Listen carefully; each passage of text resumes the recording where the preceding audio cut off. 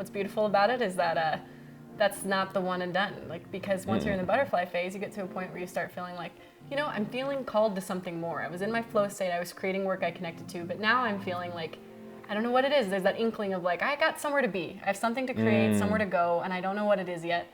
And so then you jump back into the egg phase of, I need to rediscover new parts of myself that I didn't know were there.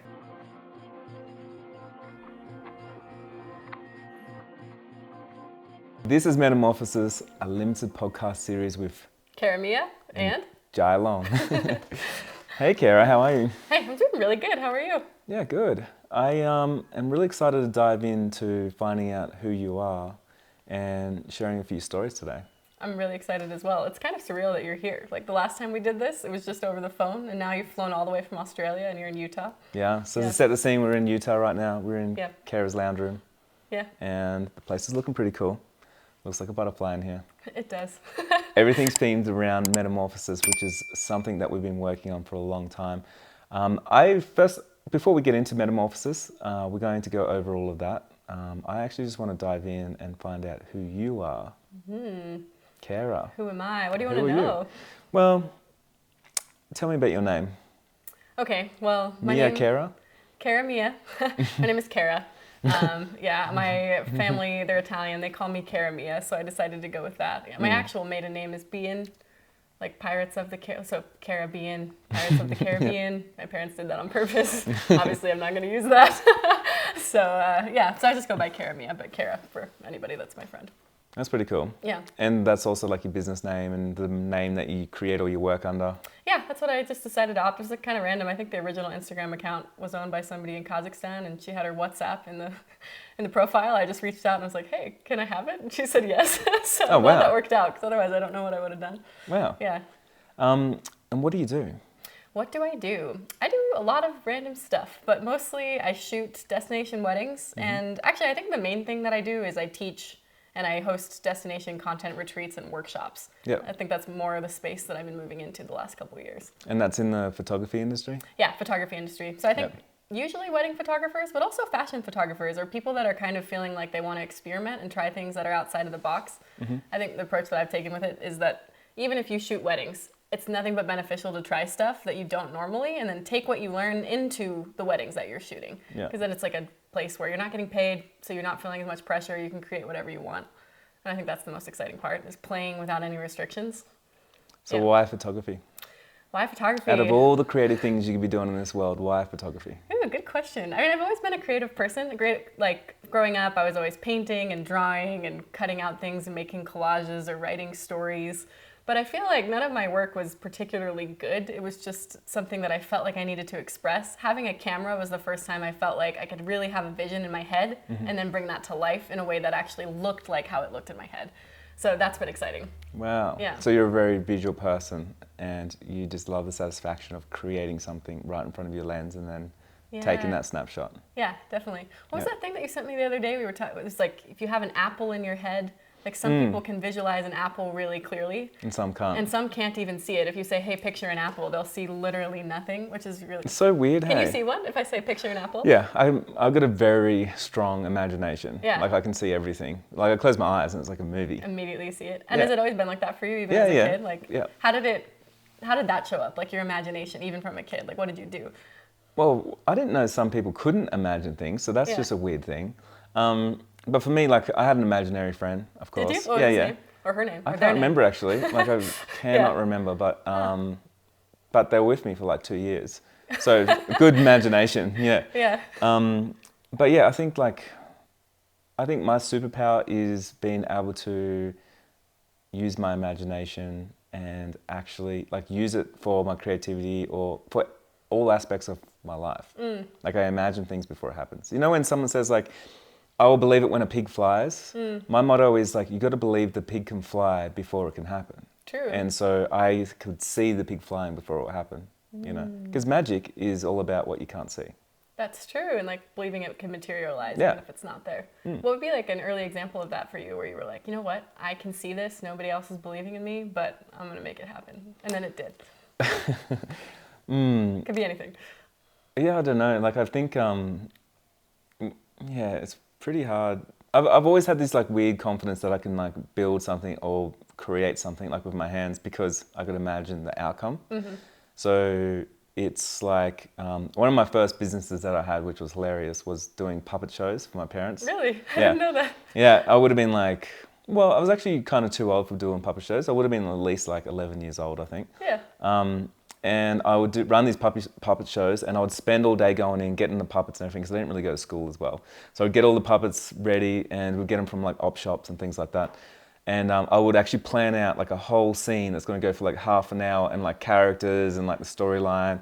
And then I would like set up my room with like chairs, and then there'll be a curtain, you had to open it up, and I'd charge tickets at the door. I love that. Which was like no money, but my parents also had like no money. Yeah. So after a while, what happened was they wanted to come watch it, but they had no money, so they would pay me in IOUs. So when they got paid, I actually used to have to cash in all these IOUs and be like, you guys owe me some money. And then I would do upsells, and I'd actually like go make popcorn, and I'd sell popcorn and things like that. I love that. Which, when I just think about that, it's just really weird. But I remember my imagination was like, man, this puppet show is just amazing, it's so entertaining. But really, it would have been horrible. But also, You know? that's so you, though. I feel like just always looking for opportunities. Yeah, I know. A little entrepreneur, even Yeah. at 11. That's amazing. So you've been a photographer for around 7 years. Yeah, that's surreal. Yeah, and so for you with photography, like those 7 years, has it just been like a steady incline of your career and you're hitting lots of milestones and things like that? Or has it been like more like maybe rough seas sometimes where there's ups and there's downs and there's everything in between?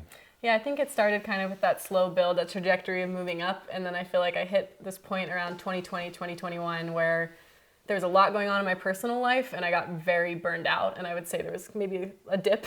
And now I feel, but that's, I think, more realistic, to be honest. It can't be this all the time. Yeah, just straight up. It is the wave. It's both. It's up and it's down. And I think I was in a bit of a valley and now I'm climbing back up again. So that's exciting. Why do you think people get upset when they get the dip and it's not just straight up?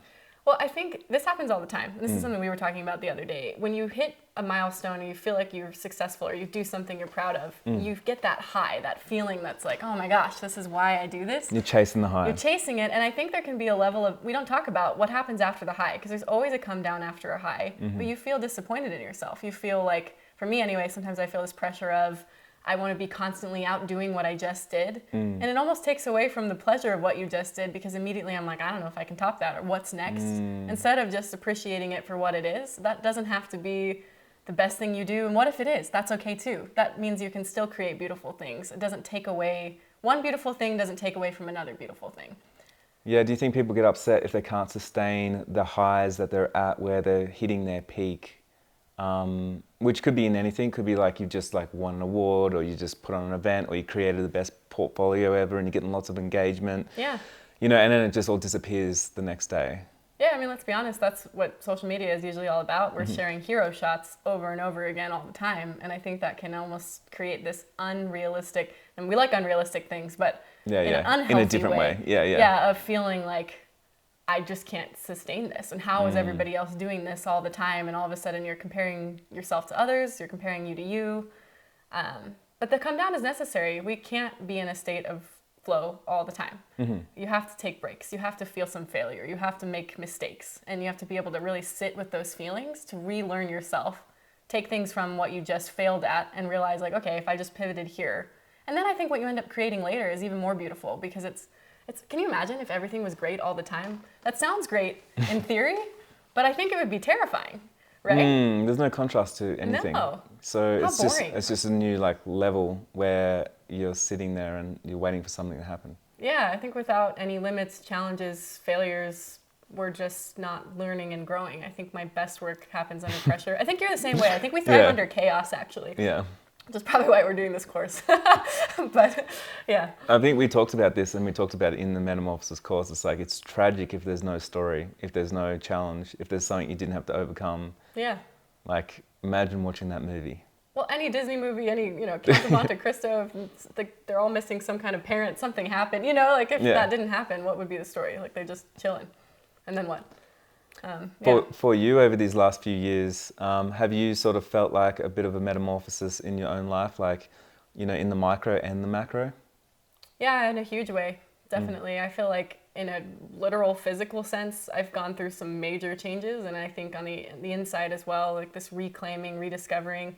It's interesting making this course because I feel like unqualified in so many ways, but in a lot of ways, I feel like it's that exact feeling that makes it great. Because I would rather show up and just be real about, hey, I don't have this all figured out. I'm not the expert on creativity. I don't even feel like, if I'm being honest, I've created my best work yet. I think that I'm about to. Oh, I hope you feel like that. Yeah, and I hope everybody does all the Yeah, time. yeah. Right? Imagine they're walking around like, man, I am already the did it." best. Yeah, there is No. nowhere I can go from here. No, I don't feel that at all. I feel like constantly I'm just, but that's, isn't what it is to be creative. There's a line though. There's a line of wanting to push yourself to be better, but also not being so hard on yourself that you're not giving yourself grace to improve. Because we're always, I mean, that's what it is to be an artist. Some days you feel on top of the world, you're in your flow, you love what you do. The next day, you're looking at everything and you're thinking, this is shit, and I am an imposter and nobody's gonna relate to this, and I'm embarrassed, I shouldn't post it. And it's that all the time, right? Do you feel that like that? I don't know, it's just constant. It's a roller coaster. Yeah, always. It's hilarious. You know, like even the mood swings, you're just like, whoa, like this is amazing. The next day it's like, I really should give up. Yeah. Like, what am I thinking, you know? You know what somebody told me that, one of my good friends, he said, I treat my Instagram like my sketchbook. And I really liked that in some ways because it takes a little bit of the pressure off of it having to be this perfect product, portfolio in a gallery all the time. Of course, you're going to have bangers in your sketchbook, but a lot of it is you figuring it out before you get the end result. And I think that gives a little bit more grace with it, actually, of just taking risks, experimenting, sketching it because you felt like it, not because it's supposed to be the next Mona Lisa, you know? Yeah. Yeah. That's cool. Do you feel like photography has helped you personally as well in your personal life? Photography saved my life in a lot of ways. Yeah, it was an escape at a really dark, difficult time. And for me, I just view it as endlessly exciting because there's no ceiling. There's not a point with photography where it's like, oh, I learned it, I did it, I figured it all out. It's not. It's constantly challenging yourself, pushing yourself, figuring things out, coming up with ideas and bringing them to life. And there's limitless ideas. It's so exciting. When you say it's an escape and it saved your life, like what are we talking about here? Are you talking about like the act of like leaving to go and create work, so you're leaving your life behind, or are you talking about like the act of creating something that's inside your head that is different to your reality? Maybe a little bit of both, but I think for me, a lot of that latter of, there was a period of time, I don't have to dive too deep into it. I think I might have talked about it on a different podcast with you, but just life was dark and hard, and I felt like I lost myself for a while, and I was in a pretty deep depression. And so being in that space, it can be really easy to just look around at your surroundings and accept it. Or were you creating work when you're in that space? At first I wasn't. I mean, at that point, I didn't even know that I liked photography. I didn't own a camera. This wasn't something like, oh, growing up, I had a camera in my hand. No, I didn't. I didn't even know I liked it. Then when I discovered it, it was like that lightning bolt feeling of, okay, I'm meant to do this, but it allowed me to build other worlds that I could then step into and find that magic that I always felt as a kid that I was losing a little bit in my adult life. Yeah. And now that I feel like I'm here, I'm reclaiming it slowly. You're coming back to that space where you can create again because you're thriving. Is that what you mean? Yeah, I'm feeling more like me. And I think that that's a huge part of this course, actually, is that the more we feel in tune with ourselves, the happier we are, the more we feel like fulfilled, like we're doing what we love, what lights us up. That will reflect in our art and our photos, whether or not you realize it. It's the same thing with our clients. If you're a wedding photographer, I always tell them, like, hey, the most important thing on your wedding day is that you feel like you, that you're having a great time, that you're doing the things that you love, that it feels natural. Because if you don't, if you're feeling unhappy or something feels off or you're uncomfortable, you're like, what the? Well, it's going to show in the photos. Yeah. Whether or not they realize it. And so that doesn't serve me. I'd rather people felt like them, whatever that looks like, even if it's weird, especially if it is. Actually, I wish more people felt empowered to just show up, be weird, be themselves. If you're interested in something and nobody else is interested in it, like, what's that train guy you were showing me the other day? Oh, Francis. Yeah, has anybody seen that? Yeah, Francis on Instagram is just blowing up. He just loves trains so much. But you watch his videos and it's like, oh my gosh, I don't even like trains, but this is making me excited. Yeah, you know? excited from just seeing someone else's passion. Yes. Yeah. You can't fake that. Do you feel like the work that you created when you were in that darkest state and you were trying to figure things out and escape is very different to the work that you're creating today? That maybe it's like a little bit lighter and maybe you're feeling like you're reborn, or just you've gone through a transition with, you know, life and where you're at? You know, that's a really interesting question, and I don't know if this is just part of me being an earlier, younger photographer figuring it out versus now where I'm still figuring it out, but I have a better idea of who I am. But I noticed that actually even in how I was editing, the tones drastically different. Like I could pop in a before and after. It was very moody, it was dark. There's a lot more shadows, and there's nothing wrong with any of that, by the way. No, of course. But it's not me. I'm very like light pastels, not a whole lot of contrast actually. I like soft, and it's been interesting to like, you can literally see my work change. It Wow. goes from dark and punchy and moody to like gradually lighter and softer. And there was a direct correlation with how I felt about myself and that happening. I didn't think I even put that together until just this minute, actually. That's weird. It is weird. So it's not just the work that you're creating, but it's also the way that you're editing and post-processing your stuff as well. Yeah, it influenced Even everything. the stuff that you post, do you think? Like the stuff that you curate and put out to the world? Yeah, definitely. That's weird. I don't think I realized I was doing that. I think it just kind of happened. But definitely, yeah. So if you look at your work now, do you see how you feel now? I see a little bit more, and I'll be honest, I took a break from posting for a while. There was a major disconnect where I was feeling like I don't like anything I'm doing, and my heart's not in it, and I don't even know if I should post that. But now I feel like I'm... Tell me about the process before when you didn't post to now. What's the difference? What happened? You know what the difference is? I feel like I've always I was working really hard. I think when I was peak difficulty of my life, that everything was really difficult. I was probably working like 80-hour work weeks. I'm not exaggerating, where I'd have a 40-hour job, 9 to 5. And then in addition to that, I was building everything I was doing with photography. And it was exhausting and hard, but also fulfilling at the time. But then it gets to a point where you realize like, this isn't sustainable. What was your question? I can't even remember. Well, it doesn't matter. But yeah, sorry. No, it's good. So this last 12 months, I know has been a big evolution for you, and we're going to talk about metamorphosis and what that means and everything in a moment as well. But I just want to ask you, these last 12 months, can you sort of paint a picture for me of just what has been happening in your life? Yeah, the last 12 months. So I got a divorce. That happened. What else changed? So many things changed. I got a divorce. One of my cats died. I incurred a bit more business debt than normal, just with some events that were really beautiful. I was proud of them, but made some mistakes and some things happened that were a little unexpected. As we do. Yeah, and so it started feeling like a little bit insurmountable in some ways. A lot was going on where I was starting to question, okay, I felt compelled to do this, but if you look at all the numbers, the math is not mathing. What is going on? It's a little scary.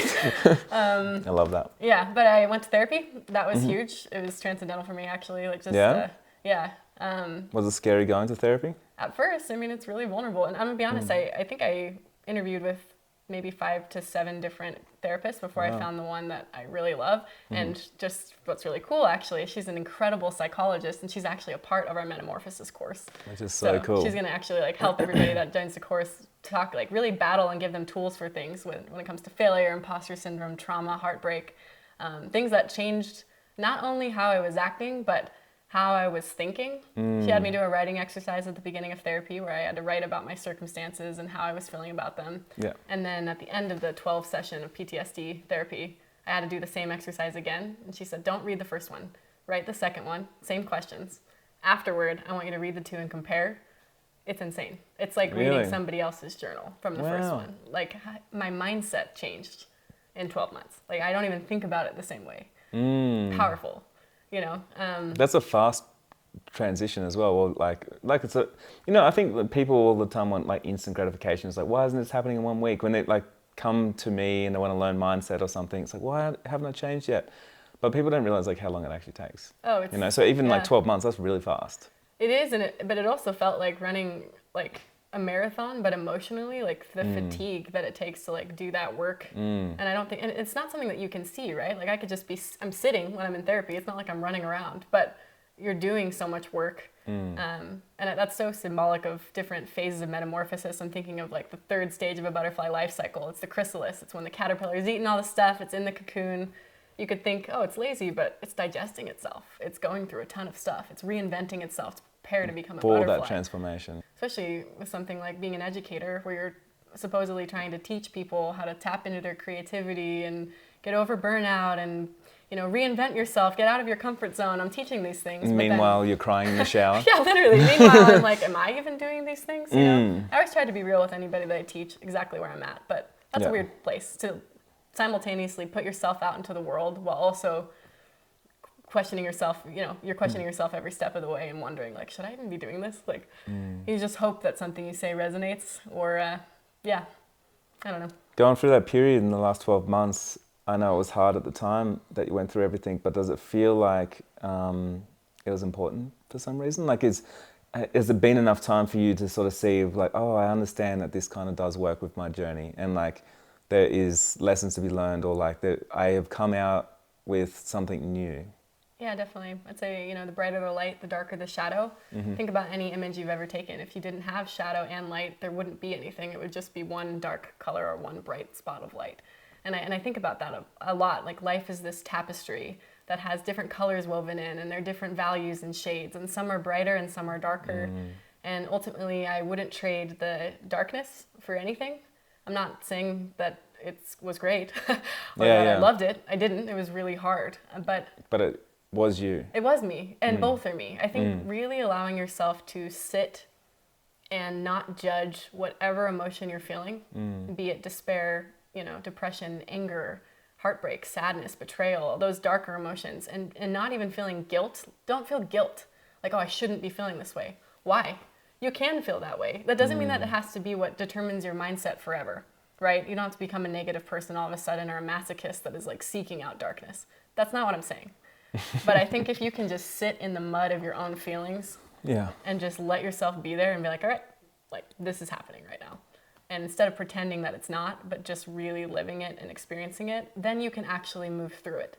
But if you're denying that you're actually feeling that way, you're delusional. You're not even letting yourself accept what's going on, and so you can't really get out. You're stuck. You're trapped, I think. Did you have a lot of support and family and friends, or was there people that disappeared during this time, or how did that look for you? It was both. It's really interesting, actually. I think when you get into it, and I'd love to hear your thoughts on this too, but transformation in general, you're going to find some people that will show up in ways that they never had before, or they're continuing to show up, when it's really beautiful. And also, as you're growing and evolving, some people will no longer fit in with that, and you will lose them. What's that Brianna West quote? Like, you're going to lose your life to find your new one, or something. But I think that that's very true. But the people that are waiting on the other side, they're the ones that see you for you, exactly as you're showing up, and it's beautiful. Like, I've had people that I think some of my soulmates are just my best friends. That, they saw me even at my lowest and believed I could get out of it.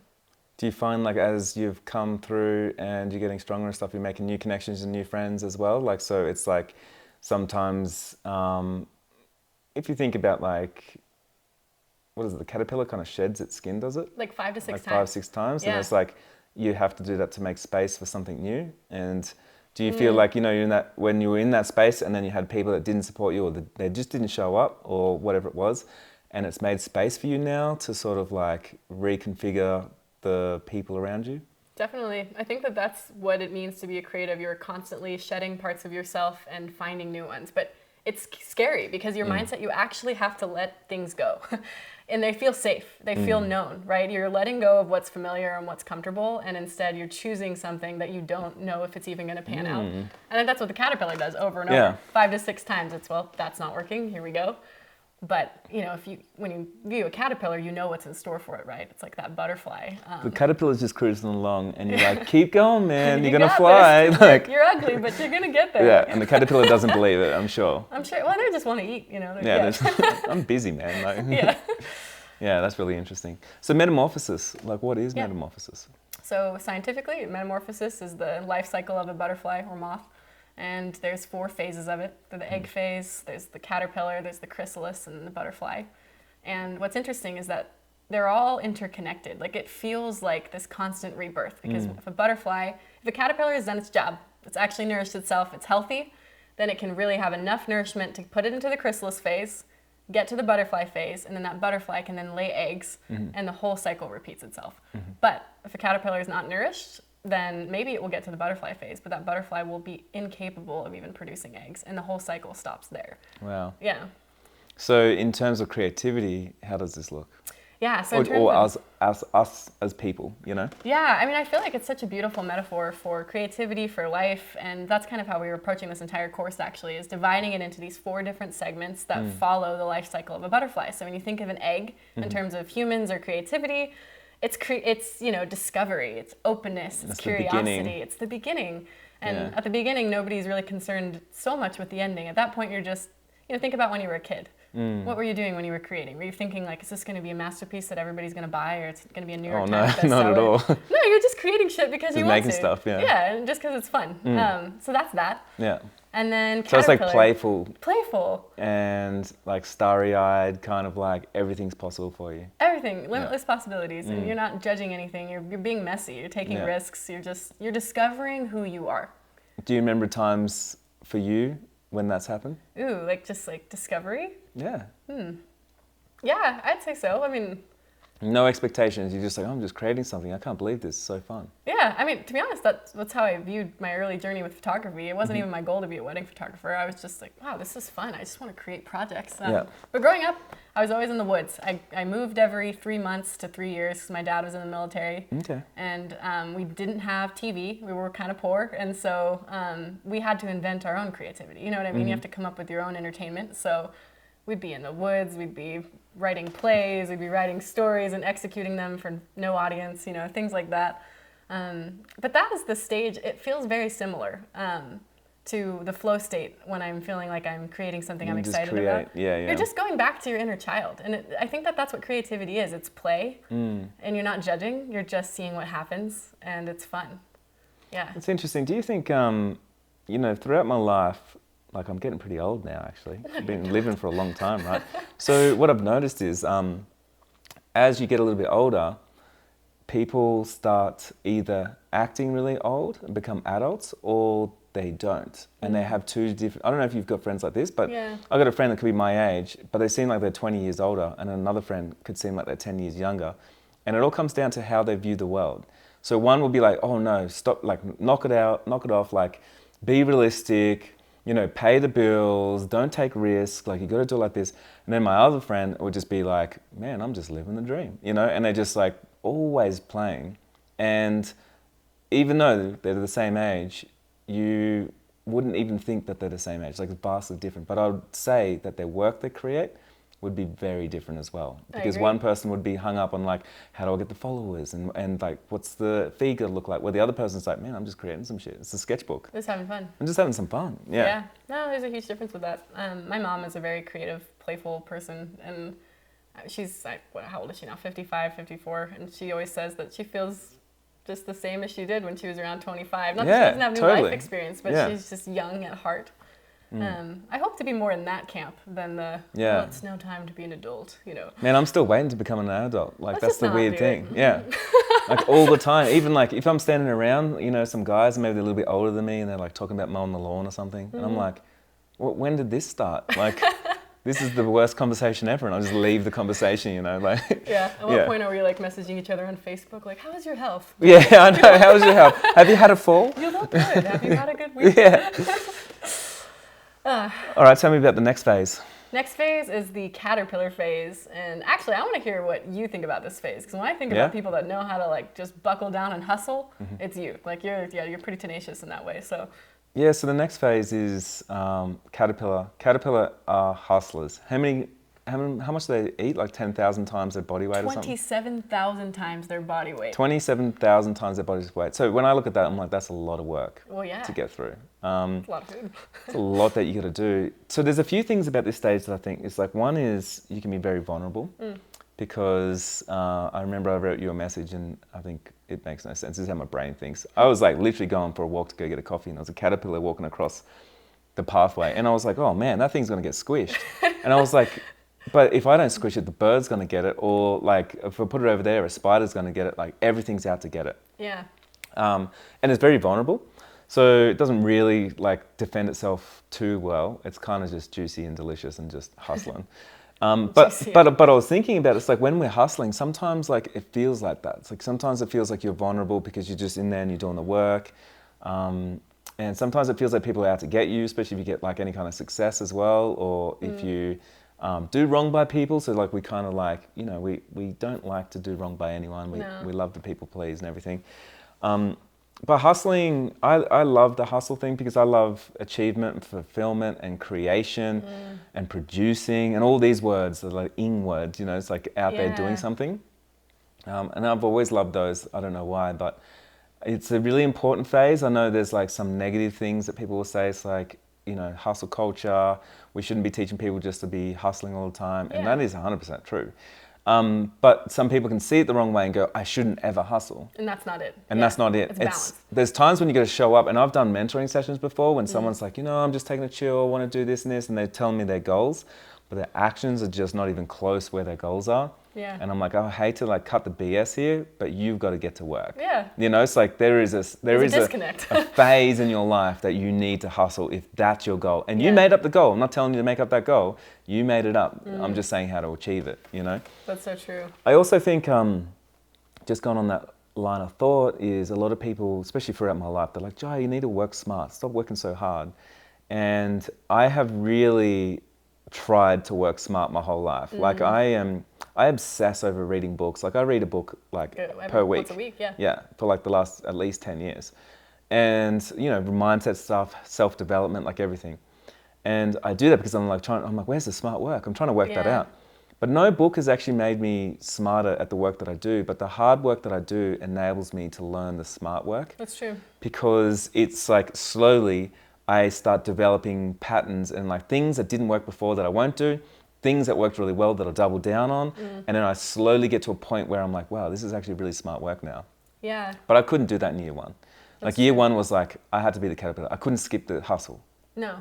Like to become the butterfly, you can't skip. You can't, or you'll be malnourished. Like maybe you get there for a second, but it's not going to be sustainable. You will do one thing and then they're like, oh crap, I don't even know who I am or what else there is here. You have to figure it out. And like you said, it is vulnerable. Just as a caterpillar is molting 5 to 6 times, you're going to make mistakes. You're going to lose things on the way. You're going to be figuring it out. Growing pains. Like at that point, you're not there yet. You haven't made it. You might have moments that feel close, but it's, putting your work out in the world when you're not even sure exactly where you're going yet or what you're going to become is vulnerable. It is. It really is. Yeah. I do want to share something here. One of the biggest shames in the world, I think, is, and there's going to be a lot of people that relate to this, and I hope if you do relate to this, it's a good thing because this is self-development. Like you want to be triggered of like, oh, that's me. Okay. Yeah. So there's people that will be listening to this right now where you got stuck in the hustle phase and you never went past to the butterfly. You just don't know what it feels like. And what happens is when you get stuck in this phase, it's really hard to get past it. Like you think that you have to keep showing up, you can never rest. You got to keep hustling, and you start having guilt and things like this. And the problem is with rest, there's got to be that's where growth is. It's like going to the gym. Yeah. It's like you go to the gym, you can do, you can exert your body and move your body for an hour a day. It's like around about the optimal amount. But if you started doing like 3-4 hours a day, your body's going to deteriorate. And everything's going to deteriorate because you're putting so much stress on your body. So you're actually counterintuitive there, like counterproductive. It's not what you should be doing. You got to recharge and give your proteins time to actually build up. Right? Exactly. So it's like all of a process. And so that's where, when this happens, that's where like hustle culture might be a bad thing because it comes down to, like my identity is just that I hustle and I do nothing else. And then I feel shame or guilt around if I do rest or stop or start again as well. So I just want to say that because if you get stuck there, you don't get to enjoy that last little bit. That's true. Now, the last little thing is, I've got this thing that's like the 5% rule, and this is what I've learned from my life, so this is just why I've made this up. Yeah. And it sounds basic, and it is. So 5% is like, I've always noticed that when you get to about 95% complete, let's say, as a caterpillar, and you're ready for the next phase, a lot of people give up. Right then. And what they do is they give up, and then they go back to the egg, and then they stay in that cycle. And the 5% thing is real interesting because the way I look at it, the last 5%, you know when you're there because it's fucking hard. Yeah. Like it's really hard to show up. It's the hardest bit. It's really hard to show up. And I know when I'm there because I'm like, oh my God, like this is the test. This is the bit, right? And what happens is most people get to that 95 and then they go, man, this is too hard. I think I might have done it wrong or something. I'm going to start again. Now, what is the shame is when you get to that 95, that 5% is the hardest, but you already have done 95% of the work. So you've already done like bulk amount of the work. It's just that you got a little bit more to go. And honestly, like I've seen this happen over and over. And has it happened to me? Like I'm sure it has. And I don't even realize where I just never got to transform because I was stuck whacking my head against the wall, in my own thoughts. How can I hustle harder? What can I do? and then reinventing myself before I ever get to where I could have been. Yeah, where you could have been, I mean, the third phase of metamorphosis from caterpillar, it's the chrysalis, and Yeah. that's the phase of rest in some ways. Yeah. It's like necessary. Tell me about this phase. I mean, it's recharging. It's what it is. So when you have a caterpillar, it gets, it's done the thing, it's eaten all of the food, and now it's going into the chrysalis. In that point, once it's in it, you look at a cocoon, you think there's not a whole lot going on. It's pretty chill, like what's happening. But it's digesting So itself. from the outside, it can look like it's not productive and nothing's happening. Oh, what's wrong with it? It's so, lazy. It's just laying, not laying, it's just hanging there on a leaf and it's doing nothing. But really, it's doing everything. And on the inside. Yeah, it's digesting itself from the inside out. It's reconforming. It's that caterpillar literally turning into this weird soup, and that's then from that growing wings and legs and antennae and all the things that a butterfly is. But it's all happening inside. You can't see it. And I think that is such a necessary, pivotal step of taking time to really reflect, relax when you need it, and listening to your body when you need it. Like, you cannot just force the hustle all the time. I think that's what's really cool about this course, actually, is that I think it creates space for everybody at wherever you are in your creative journey, without judging it. Like, because everyone's somewhere totally different. Yeah, and you don't want to judge yourself. You might look at somebody in their hustle phase when you're in your chrysalis phase and think, wow, like, I can't do that. I must be a failure. No, you're actually like one step closer to where you're going. They're just doing something else. Yeah, everybody's at different phases all the time. Butterflies are being born every day, and they're all in their different cycles. It's not that there's one day that everyone has to become this. Yeah. Right? It's just you. It's wherever you need to be. I think there's a lot of guilt around this phase. I think there's a lot of shame. I think it's like sometimes you're just not feeling motivated, you're not feeling inspired, and then you think something's wrong with you. You've done something wrong when you're a caterpillar. Sounds funny. When you were a caterpillar, you did something wrong. Just a little grub cruising along. Everyone's trying to get you. Hey, man. So, and I think that's just a bit of a shame. Like another thing is we try and brush through it. Like you went to therapy and stuff, you were talking about that. A lot of people don't want to do that. They don't want to take time for themselves. They don't want to open up and talk to their friends. They don't want help. I can speak to that because at the beginning of therapy, especially because I am a very goal-oriented, intense person. I remember my therapist saying, Cara, you're not going to get an A on this. This is not like an achievement. You're not going to win. And it's not like it's not about you winning. give me the formula for okay, well, this is how I'm going to heal. Cool, I'm going to do that in a week. That's going to dominate. Imagine if you broke a bone. You could be like, cool, I really want to run next week. I'm willing my body to heal. But it takes more time than that. Your tissues have to reconstruct. The bone out of your control. It is. You need time. You have to surrender. Force that. Surrender is such a powerful word. I've been thinking about that word a lot. Actually. Yeah. It's an amazing word, especially for creativity, surrendering. Surrender. Yeah. And people like you and me hate it because everything is always like, what's in our control? What can we go and do? Exactly. What can we create? And it almost feels like giving up. Yeah, it's like, well, it does. It's like the next level for us, I think. Yeah. Because once you get to a level where you're so confident in what you can create, and then you can surrender to other people's inputs and things that we're doing, it's pretty it's pretty deep.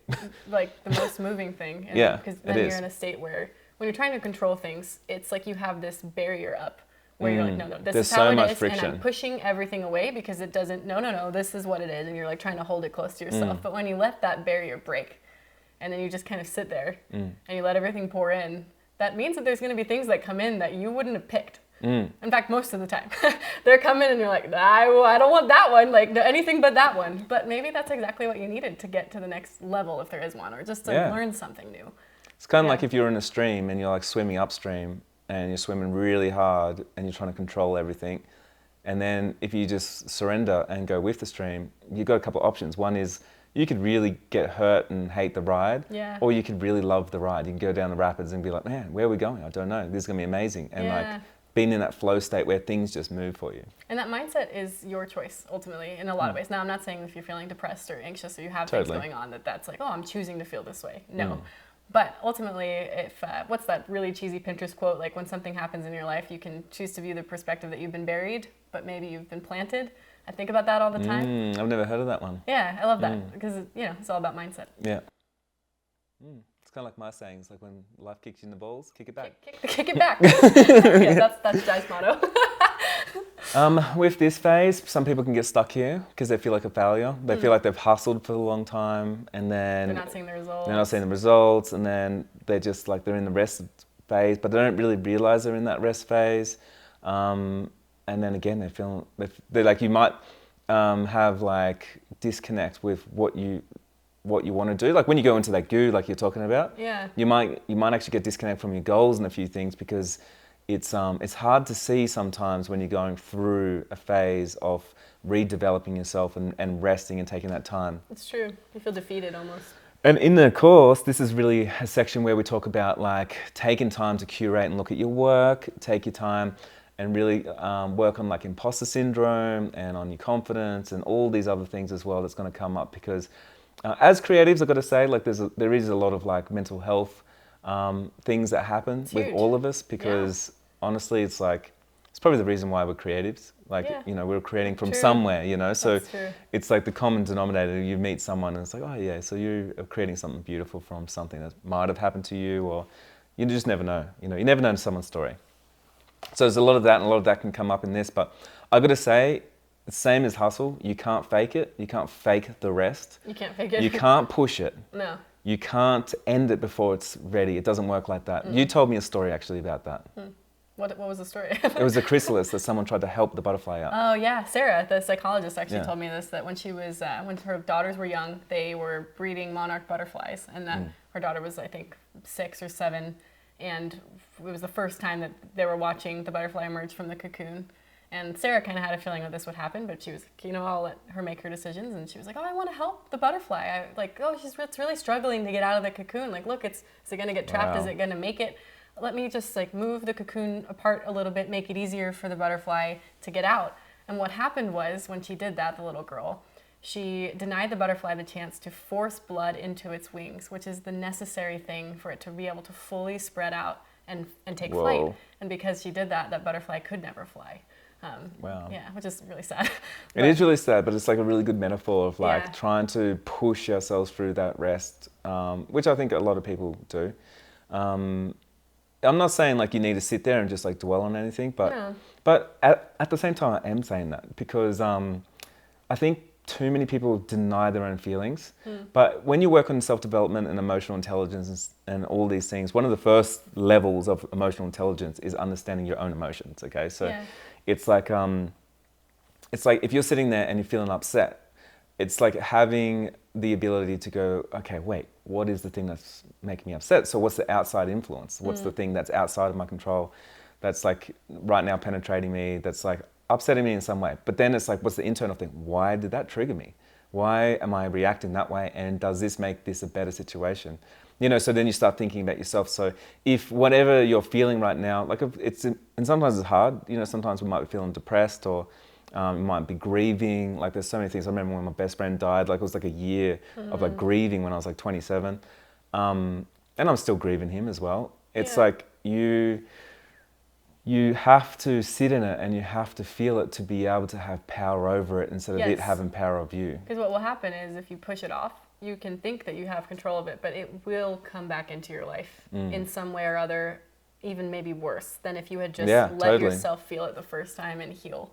I mean, think about like going back to the broken bone analogy. You break something. You could just say, well... Ooh, you started doing a run like a week later? Well, yeah, if you don't actually take the time to like, sometimes to put a bone back in place, you have to literally re-break it or put it really, and it's going to be hurt. It's going to hurt more, right? You break your nose, you got to pop it back in. Sorry for anybody listening that's like, oh, I don't want to think about that. But, but if you're not actually letting yourself go through that initial pain, it will later be worse for you, because then maybe it will re-heal, but in a broken way, and then you'll have all these weird back issues because you're running at a lopsided angle, and like, you know, and then it creates more problems for you than it would have if you had just felt the thing, done it, go through it. I'd say like, I've got like this analogy about like ships in the ocean and all this kind of stuff, and I talk about it with like business, right? But one thing I like to talk about is like, and this just goes across the board of everything, but especially in like this sort of phase, is there's only 3 ways that if you're a ship and you're out in the ocean, there's a big storm and a storm's in front of you, there's only 3 things you can do. So the first thing you can do is you can turn around and go back to where you come from. The problem is if you do that, is you're going back to where you come from. So there's no growth. It's like really hard. Second thing you can do is you can turn and try and go around it. Now, if you've got a ship that's turned to a wave, it will crash. So turning is like putting blame onto somebody else or calling somebody else out, or, you know, it's like not it's like trying to get around the thing. Instead of facing it. Instead of facing it. Oh, okay. And then the only thing, last one is like you turn the ship straight towards the wave, and it's the scariest because they're big waves. And you just go straight towards it, up the wave, and then you'll end up down the other side, and that's where the clear skies are. Yeah. So it's really hard to do, it takes a lot of courage. Yeah, but once you get inclination through is it, to not do that. yeah. And the problem is if you do turn around, you're always going to hit the storm. And if you go to the side, like you're done for. You know, so good metaphor just with that and with this phase that I do believe doing the harder thing is going to benefit you the most. Yeah, I've seen that time and time again. Do you have an example of that? Like something that's happened to you where you're like, oh. Yeah, one little silly example was like getting a negative review. Ooh. Yeah, so a negative review is the first option is I could... Quit? I remember this review that I did get. And the first option for me, that was like my choice, was 1, not respond. So not responding was like turning around. It means there's no growth for me, no growth for them. It's just in the air and there's going to be another bad review. I did not address it. The second thing I could have done is I could have go around the review and like dodge it. Blame anybody else. So I would have blamed and said, no, that's not how you felt. Like this is, this person's fault. that's not how it was. It was Yeah. the weather. It's out of my control. Like you don't understand. And I could have just like really, and then what would have happened is that would have killed my business because that review's on there forever and people were looking at that review and they're like, man, Jai is really a dick. Yeah. Like I had a feeling he was, but this confirms because that's where your brand's built. So the way that I did do it is I read the review, I heard the nasty stuff this person said about me, and I took it on. And it was hard to read, and it was hard to swallow of like what's true and what's not, but what's true for them as well. So it's like, you got to understand like that's their truth. Yeah. And I created that truth in some way. So with that review, it was, okay, I acknowledge everything that you said, I fully understand, and I take complete responsibility. And from here, I will change the things so you won't see another review like this in my business or from me personally. Yeah. You know, and so that's like going head on. It's the hardest thing to do, accepting the fact that you made a mistake, but acknowledging it means you will go through and hopefully that mistake won't happen again.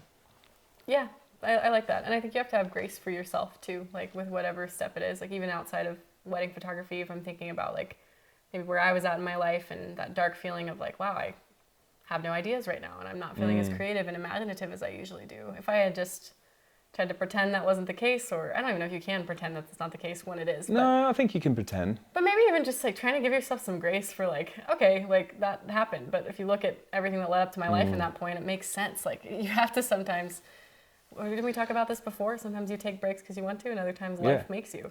That's right. That's You know what's really cool about this stuff is this is like what we're talking about right now. A lot of people won't understand because they haven't got there yet. And then one of the cool things of us being like educators that's got a lot of experience in all these things is the only reason why we know this is because we've done it so many times. I've been through these phases so many times. So it's not like, oh my God, I'm feeling uninspired. What do? I'm like, oh man, I remember the first time that happened 20 years ago, you know, in like something else. And so what's really cool is us talking about it is giving people the ability to see ahead of like, or the past, like how have they dealt with stuff before? How do they get through that phase? And then the courage of like, I can do it again. You know, because it's not always with your photography or your career. It's like, man, I remember when I couldn't really do school and then I studied and I got a mentor and then I was able to finish, whatever it is. Yeah. But we've all overcome something. It's true. And I feel like the more people I meet, more photographers, other creatives, you realize everybody's just on this journey in some place. And you don't know exactly where they're at. But I feel like when you approach it more of like, it's this cycle, it's not where you're stuck forever. There's so much more grace for yourself. Like, you know, I can see any photographer at any point, whether they're like in their flow state and you just see them blowing up and it's exciting because you're like, well, they're on it right now. I can see it. Like they're just you can making see magic. this. Yeah. And then other times where you see somebody that maybe dropped off the map for a while and you're kind of like, I wonder what they're going through. Like what's going on? But it's all valid. You know, it's all at different points of it. And I love that. I love photographers. I feel like we're all just really trying to make the world a more beautiful place at the end of the day with our art. I also think we think everyone judges us, but like as you sort of like go up levels and you do it for longer as well, you can sort of start seeing what state people are in. That's true. Yeah. So it's kind of cool. You know, we've talked about it with friends of ours. It's like, oh, I've seen when they were like in that phase where they were just like resting and stuff, and now they're a butterfly for sure. You know, and it's actually cool to sort of identify that and see that. But I think when you first start, you can't really see that. So you're like, oh man, that person's lazy, and you start thinking other things. You know. Which is really interesting. It is really interesting. Yeah. So tell me about the last phase. Last phase is the magic. It's the butterfly phase. It's Butterfly? Yeah, we have these macro shots of butterfly wings in the background. We got a butterfly behind us, if you can't see. Us, yeah. We got a YouTube channel if you want to go and see us with a butterfly in the background. Yes. But if you're on YouTube, subscribe. Shameless plug. Yeah. We're back. Yeah, and we're back. But yeah, the butterfly phase is all about you've done the work, you've identified a little bit more about who you are, you've done the grind, you've taken risks, you're vulnerable, you've taken some time to rest, and then you're in that place where you just want to create. You feel like that. For me, it's this feeling of like, it's almost like adrenaline. Like all of a sudden I'm obsessed with something and I have to get that idea out of my head. It's like, oh no, it's got to be created, and you'll just do anything to like bring it into the world.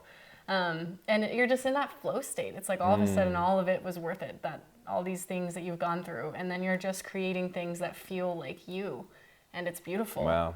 What does it feel like for you though when you're in that stage of? Oh, it's really similar. I was actually thinking of a few other things, but really similar. It is like adrenaline. It's like the most exciting. It's like the high that you chase. Yeah. It's like we're all chasing the highs, whether you're snowboarding or you're cooking or you're doing something. Like you're chasing this high, and we all have it in us that we want. We get obsessed over something. We want this thing.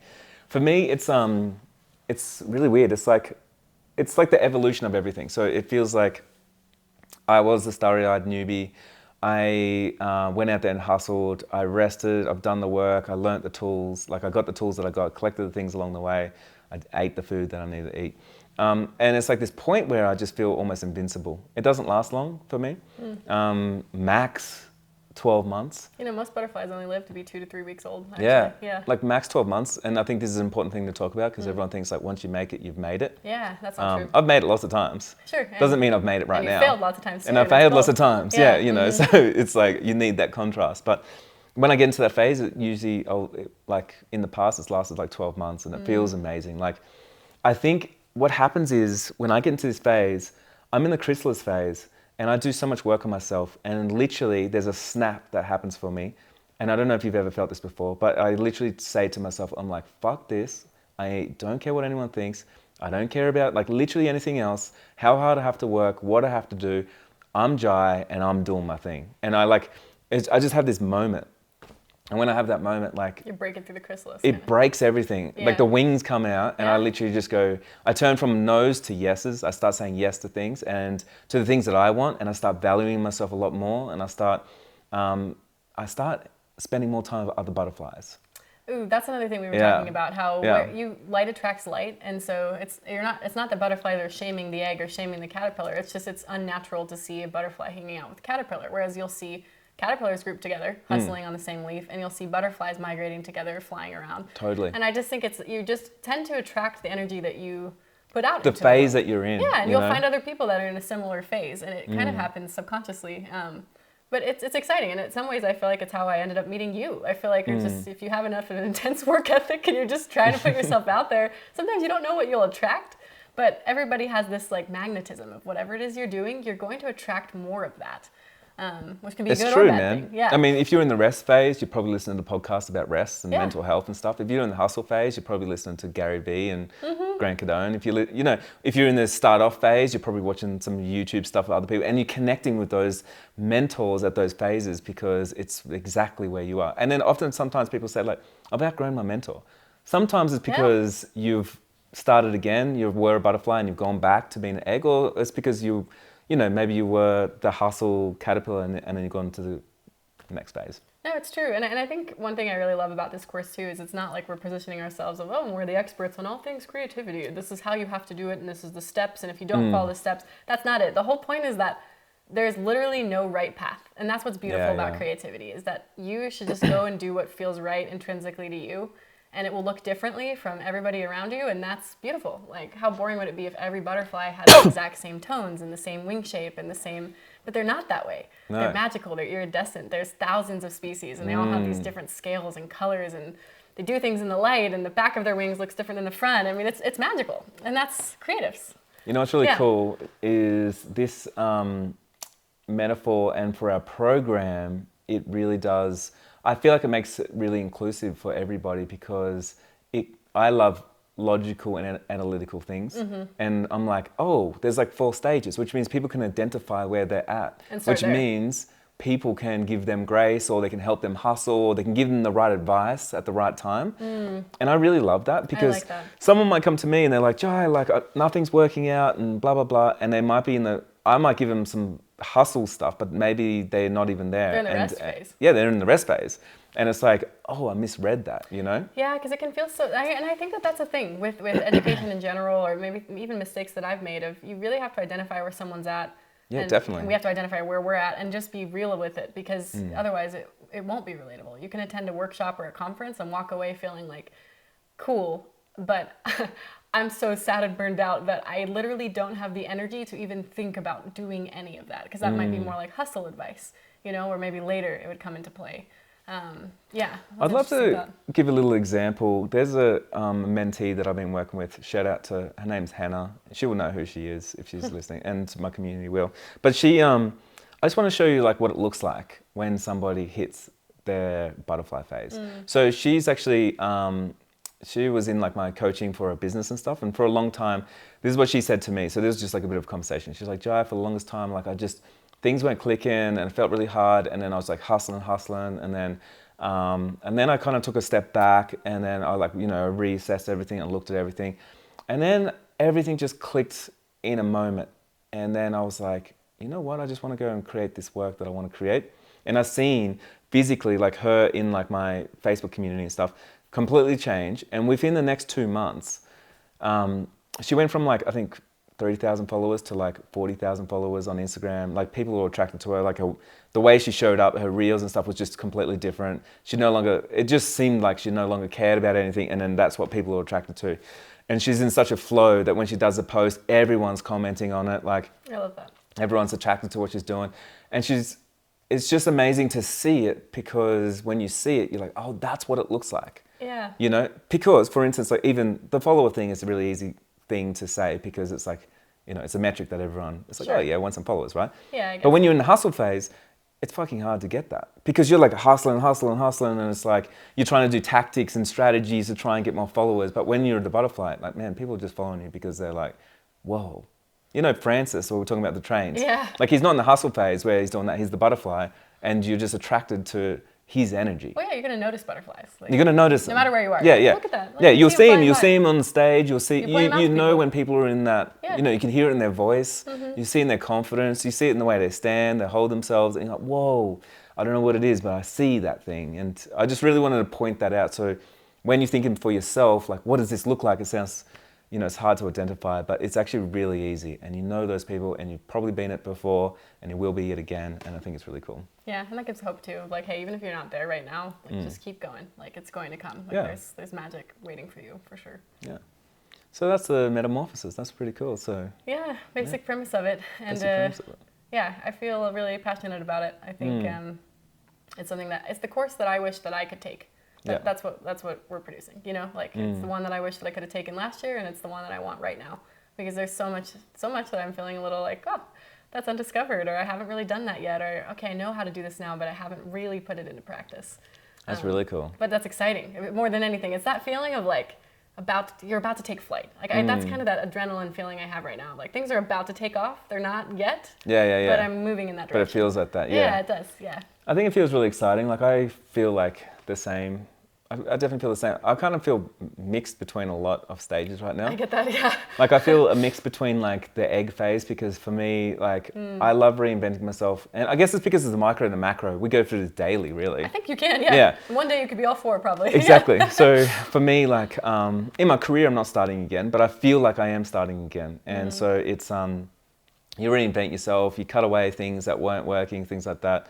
And for me, it feels exciting and new. And to be honest, there's kind of no expectations. Like I don't really stick expectations on myself. Like I know the degree of like how I want things to look and things like that, but that's the fun part for me. That's not what I expect. It's what I work towards. Yeah. You know what I mean? You're not feeling entitled. I'm not feeling entitled. Like I'm like, let's work towards a thing. And I'm like, that's the fun part of like creating something.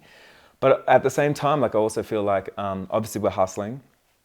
And I do feel like I'm coming into the butterfly phase for sure. Like I feel like I'm getting to the point where you kind of just, for me, it's like, it's very different maybe to everybody else. But I kind of get to the point where I literally feel like I've had enough. That's my feeling. You know, like I'm like, I've hustled, you know, I've like worked on myself, like I've done everything, and then I like just get to this weird point where I'm like, I honestly just want to either scream or fly. And that's like the feeling. It's like literally like an emotion that just happens. And you just do both. You just scream fly. Yeah, and then you scream fly, and you do that for like 12 months, and you don't even realize what you're doing. You know, Yeah. it's just like I've just said yes, I'm creating some stuff, and then shit blew up, and I didn't even know, and you know, there's big problems everywhere, and I'm like, I'm trying to create big solutions, and everything expands. New friends, you lose relationships. There's You like gain new ones. There's growth. There's heartache. There's victory. Like there's everything. Yeah. Yeah. It feels like you're alive. Creativity is life. It's that feeling. I love it. Yeah. I love that. It's beautiful. I think with this course, what I'm excited about too is that it's, because there's so many different types of creatives and different ways of learning things too. And I feel like, I even like that we've paired together in this way, because I feel like you have a more analytical brain, even than maybe I'm more like in my feelings all the time. But it's a good intersection, because I feel like we could like pull different things out of each other, and then also try to reach people that think in those different ways. Yeah. It's really cool too. Like, do you think analytical as well? Sometimes, I mean, I definitely analyze a lot of things. Yeah. But I'll go off my gut feelings on. Gut feeling. It's really weird because I'm like exactly in the middle between. Maybe, yeah. Yeah. Both. Well, you know, the strange thing is the people that are exactly in the middle, they usually do really big and cool things, because if you're really analytical, it's a hard place to be, because it's really hard to outsource a vision. It's hard to outsource imagination. It's hard to outsource like your goals, like the things that you want to produce. Yeah. And then when you're full creative, it's actually a bit more of a superpower, because it's actually easier to outsource the execution, funny enough. So I always say like creatives have got like a superpower, because that's the hard bit, that's the magic, right? But when you're in the middle, so I'm like directly in the middle, it's really interesting, because I actually make two decisions on everything that I do. So I will go and look at this thing, and I will go, okay, analytical, does this make sense on paper? And I look at, you said the maths. The maths is not doing the maths thing, okay? So I look at that, and then I'm like, okay, I understand that. That's the way my brain works. Then I go to the other side. I'm like, but how do I feel about this? Yeah. How does this make me feel? What does my gut say? And often, because that's my superpower, I always go towards my gut before everything else. Yeah, I love that. But what I love is I can do my due diligence by knowing the analytical, you know? So you're not just blindly diving in. I don't wing it. You know some things. You know, my brother actually, this is just a funny analogy. That's And if you're an Australian, you'll understand what I'm saying. If you're not, you probably won't. But so there's this term saying like, you just send it. You just send it. Just send it, right? So that's like, okay, so that's like, you're going all in. You're going all in. So yeah. Full send. If you're like, for instance, if you were a mountain biker and you want to do a big jump, you just send it. If you're bodyboarding, doing the same thing. Because if you hesitate, you fall. Exactly. Yeah. So my brother was saying there's a difference between full send and actually doing the thing. And so, yeah, so because he does like backflips, and he just jumps off things. He does like parkour. He's like pretty extreme guy. Anyway, I was like, what's the difference?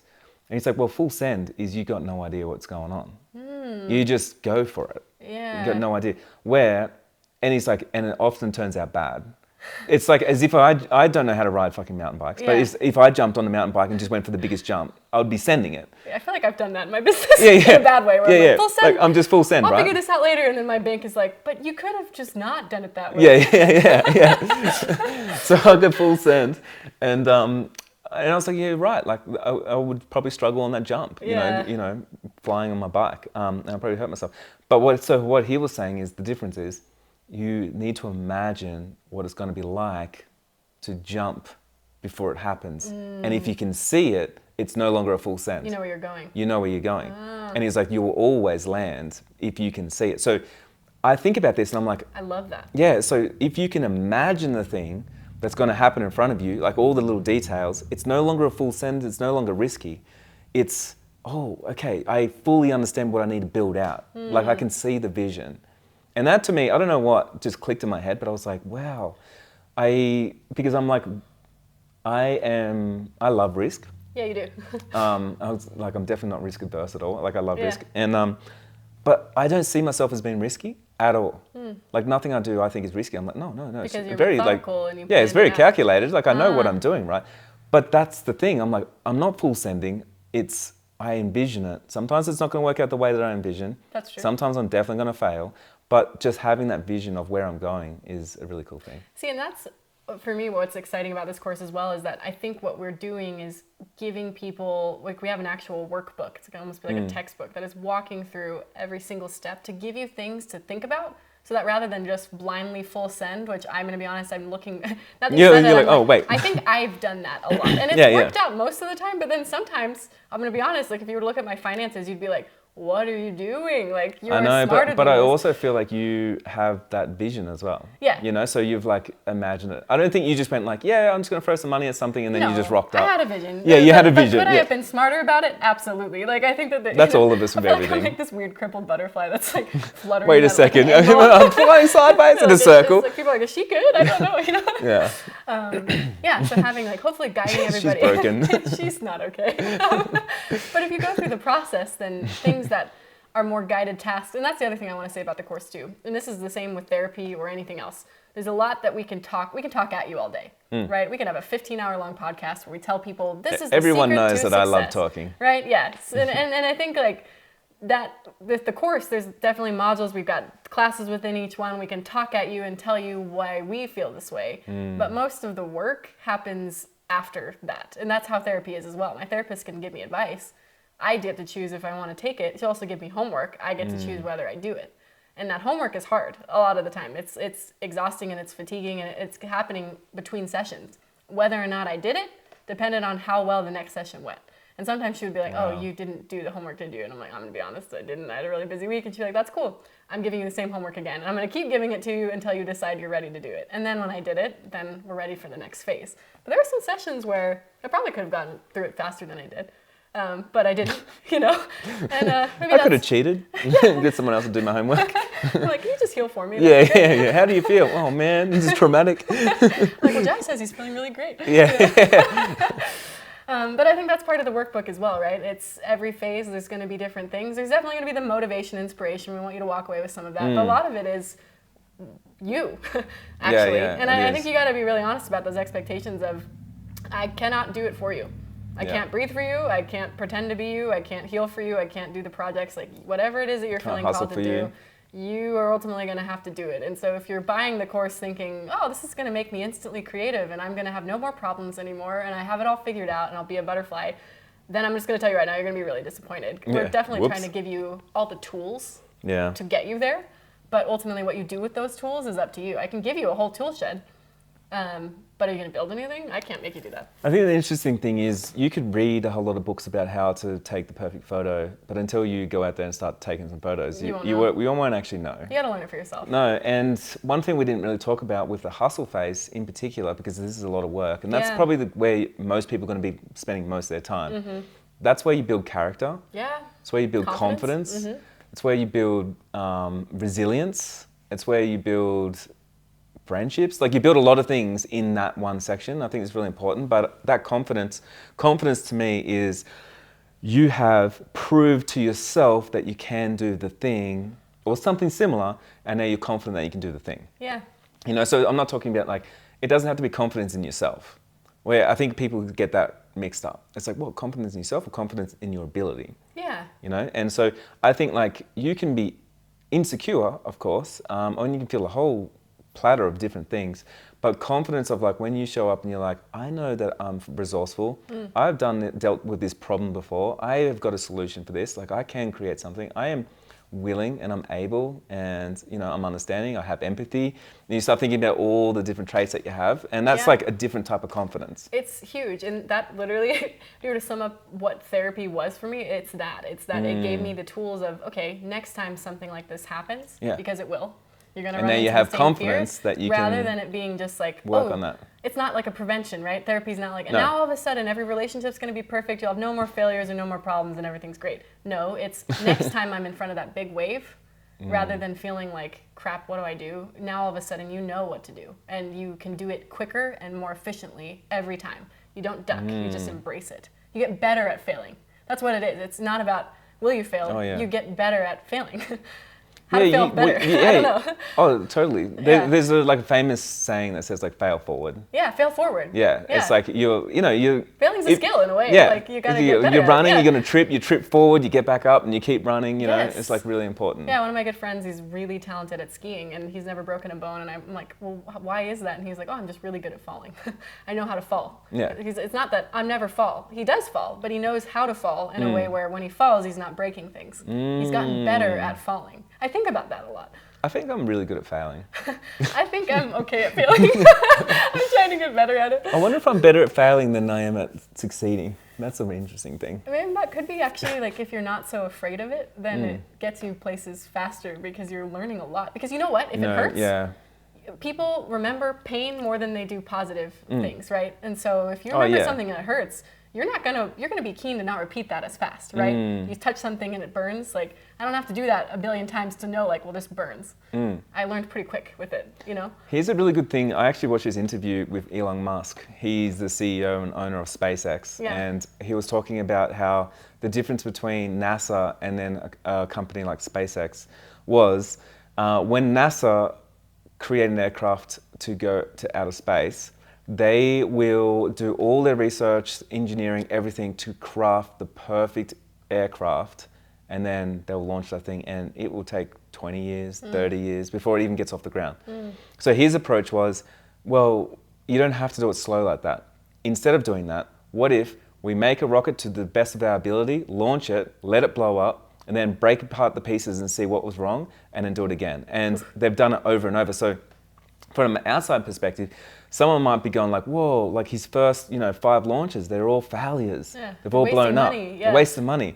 But really, are you wasting money? Like that's one way someone to perceive it, but someone else sees it as growth. It's like we're so much closer now, and this just cut off 5-10 years of research because we know it. You know? And then the next 5 to 10, they'll have grown even more than they would have if they had waited 20 just to launch the thing. Exactly. That's so true. So then he's innovated, like to, his team and his company, whatever, innovated to like recycle rockets and land them and stuff. And you couldn't do things like that if you weren't crashing and burning and blowing things up and just not perfecting something.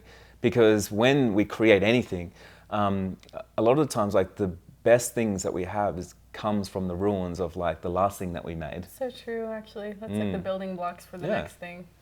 That's really beautiful. I like that analogy a lot. Oh, thank you. Yeah. I just came up with it. Pretty proud of myself now. You're like, on that note. On that note, okay. Yeah. How you feeling about it all? Excited. I mean, there's definitely fear. I mean, Jai saw me crying the other day because there's that imposter syndrome of when you care about something so much, you just want to make sure that it's good, Things right? are epic, Yeah, and you want to have people know where you're coming from, which is like, it's not like I'm pretending I have it all figured out or that you have it all figured out or that we have the answers. Not even close. Don't. Yeah. But that was never the point of creativity. The point of creativity wasn't, to figure out the perfect way of doing something. That literally would be so sad and clinical. Yeah. It's such an interesting mindset. Like I've had, I remember like this weird couple of haters, like maybe a couple of years ago, and they were like, I talked about how I had a coach, and they decided to make some content and make some stuff around like how I'm an unfit coach because I'm getting coached. I think if anything, that makes you a better coach. Yeah, because that means you're learning. I know, yourself, but that like whole mindset for me was like, whoa, like how could someone feel that way? Yeah. The way that I see it is, I mean, if someone thinks that I've got all my shit figured out, like they're completely wrong. No. Like completely. Yeah. I'm literally making it up like everyone else. I'm here getting uncomfortable doing the thing like everybody else, and it's like, it could be a few steps ahead, or I've done something that's worked before, like I know that, but I don't know what I don't know, and I don't know the things I haven't tried. Like I've got no expertise in any of those things. I can't give you any advice, Sometimes someone will come up to me and say, Jai, what do you think of these ads, or what do you think of this, painting or something? And I'm like, to be honest, I can give you my opinion, which is uneducated, and I have actually no idea. Like I just don't, Yeah. But I think, honestly, having the mindset of thinking that you know it all, or someone should they should know it all, or you're boxing yourself in. Yeah, there can't be any growth from there. There's nothing. It's almost the death. If I'm mentoring someone, and yeah, maybe it is strange to mentor someone when you're like, well, I feel like I need to be mentored. But at the same time, I'd rather approach it in that headspace. I mean, my therapist has a therapist. I like knowing that. Yeah. 'Cause I'm like, she's also growing. She's working on herself. Yeah. I want to learn from someone that's working on themselves instead of someone that is the know-it-all, No, stuck. if I'm mentoring someone, there is nothing more sad to me than if I am mentoring someone who basically came because they just wanted an ego pat on the head. You can tell. I can tell. It's very rare. Most of the people I feel like I get to talk with are excited, they're learning, they're trying things, they're going. That would be the vast majority. But there's been a handful where they pretty much don't feel like they feel like they have it all figured out. Or maybe they don't, and that's just the persona they're putting forward. I'm not really sure, but that is the most unattractive mindset to me, because it's, oh, well, I can't even tell you how I think you could even grow because you don't think you need to, or you don't even want to. Maybe that's the difference, you know? You know what's really funny about making a course? Yeah. The people that get the most from it and learn the most and the most transformation is us. That's probably true. It's always true, man. Like whenever like I put together a course for like business or like for, you know, whatever it is, it's us that we have to go through a transformation because we've got to be comfortable with ourselves, putting ourselves out there, but also like even this last week of us talking about metamorphosis, we've brainstormed and come up with new concepts and then blown each other's minds off the same stuff that we're talking about. So, oh my God, there's a whole new way of thinking about it. A new analogy, you know? Yeah. And it keeps doing that. Like I'm kind of like, wow. Yeah, and you'll keep doing that. And so it's really cool to be in that space where like you get to create, like for us, what I really love about this kind of stuff is you bring in all these different ideas that's in your head, and most people say this, oh, I feel like I already knew this. I just didn't have the right words for it, or I didn't have the right strategy. When you read a book, I'm like, I already knew that concept, but it's cool that someone put it together.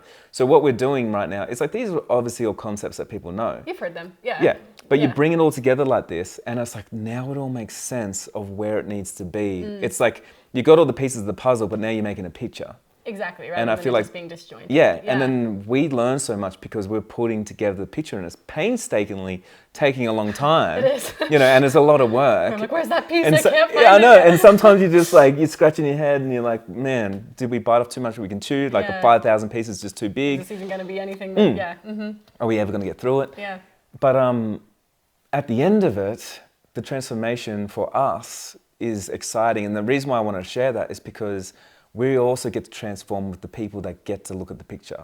Yeah, that's you know, it's not like we just like know it all and we're just putting it on paper. It's like everyone gets to transform. We all get to see that in ourselves, and it's like a shared thing. It is, and it doesn't end. It's not like, oh, I've done the course now. And even if you go through every step, like even if we're saying, right, like all the work is after we've had the little classes and you're doing it. Even if you do it once, what's beautiful about it is that that's not the one and done. Like, because once you're in the butterfly phase, you get to a point where you start feeling like, you know, I'm feeling called to something more. I was in my flow state. I was creating work I connected to, but now I'm feeling like, I don't know what it is. There's that inkling of like, I got somewhere to be. I have something to create, somewhere to go, and I don't know what it is yet. And so then you jump back into the egg phase of, I need to rediscover new parts of myself that I didn't know were there. And then you're going through it again. And so in theory, you could take this course over and over and over again throughout the course of your life. Yeah. And it would be different every time. It's the same as like the writing assignment that my therapist gave me. Maybe the end of one thing is the new, you know, it's like this continual It's completely different when you cycle. like You wrote start it 12 again, months later. And then you go again. And it's like if you've ever written in your journal and you look back at your journals when you were 11, when you felt like you were writing really poignant things, and then it's like really embarrassing and you want to burn it. Like it's like that with your work, right? Like even sometimes the work that you felt so proud of at the time, you look back 5 years later and you think, you know, I'm not there, and I'm definitely better. But rather than like being embarrassed by it or judging yourself, you're just seeing growth. You're just seeing that like, oh, there's nothing wrong with that. That was one of my little digestive enzyme things that now got me to the next stage. And it was necessary. Food, yeah. They're both you. It's all part of you. You know what's interesting is if everyone's in different phases, it means information lands differently when you're in a different phase. Yeah, so I thought about that. Yeah, and so sometimes like people have said to me before, Jai, thank you for saying that same concept like 10 times now on your podcast, because I fully never understood it. But today, for some reason, was the exact moment that I needed that exact thing. And it wasn't anything new, but it's just that you did it again, and it was when I needed it. Yeah. And man, has that ever happened to you? Yeah, what's that statistic? Like, it sometimes takes people 5 to 7 times to hear the same thing before they actually like internalize it. Anything sinks in, yeah. I don't remember what it is Yeah. exactly, but it's something like that where you've heard it, you keep hearing it, and then one day when it lands perfectly, you're like, oh, it's the lightning bolt of a little aha moment of lightning bolt, not bolt. man, But I've had it so many times, like, and sometimes I'm embarrassed with how simple a concept is. Oh, sure. Yeah, like I remember, so I'm supposed to be like, you know, a CEO, like doing all this stuff. So I've got this clothing company. Well, my CEO of the clothing company, and we're in partnerships. So I'm a co-founder of a clothing company in Melbourne, which is really cool. Anyway, we get on the phone all the time and we share ideas. So the CEO of No Skin, we share all these ideas, and I listened to this book, and it said the fucking same thing that I even say, and the same thing that he always says to me, and they just changed the words and said it differently. And I got on the phone, I was like, dude, I just had this profound moment. And I like shared it with him, and he was like, whoa, that makes so much more sense now. And I was like, how did, like I hear this on social media all the time, like all these things, but how has it just landed right now that it's actually going to take me to another level, and I just needed to hear that exact thing right now? I think a lot of it has to do with, we were talking about this in the course, what hat you're wearing. It's like you almost have blinders on to anything else. So if I'm wearing my productivity Cara finance hat, or I'm doing taxes, that's a different state of mind than the me that is just creating because I feel lit up, or then the me that's like feeling maybe a little bit down about myself and trying to navigate the next steps. Like you can't be in the same headspace. It's the same reason that, like, if I'm hosting a content retreat, I literally will tell the models like, hey, I'm in my running things mindset. The point of these for me is not if I come up with the best work, it's that I'm helping the people I'm teaching come get the best work. And so I'm not taking photos I'm proud of for most of my events, to be honest, because that's not the mindset I'm in. I'm in my teaching mindset. I'm in my leadership mindset. Not to say I can't get some stuff, but it's different than when I'm just playing because nobody's like expecting anything from me. Yeah. But different things will land differently depending on what phase you're in. If you're in a butterfly phase, all of a sudden all the inspirational things you're hearing are really probably like, oh my gosh, yes, because I can see that it's true. Look, I'm creating it and I'm hearing it. Whereas, you know, maybe if you're first discovering yourself, having somebody talk to you about all their success and the magic they're making feels a little bit unrelatable in a way because you're like, well, that's cool, but I don't even know I'm in a different who I am phase, yet. yeah.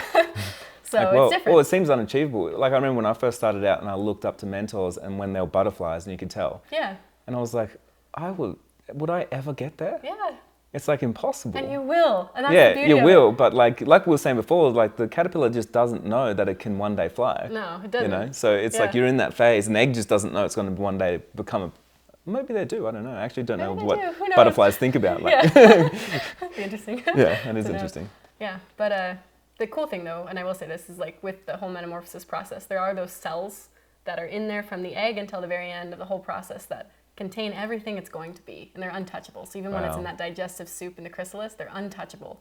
So there is that. It's in you now. You don't know it yet. You don't know what's going to be sprouting and growing and becoming, but it's part of you now, even if it's dormant. Yeah. It's coming, and I think that that's exciting because it's also just a beautiful thing. Well, it is. If you think about everything, like sometimes we think it's like outside influence, it's outside something that's going to help us go to another level or something. But when you know that it's like it's all within us, creativity is within all of us. Yeah. You know, when you start seeing it that way, that we put limitations on the world, it's not that the world's limited. You know, so it's like the abundance mindset. It's like, well, you know, everything's out there. It's just that you put a limitation on yourself. True.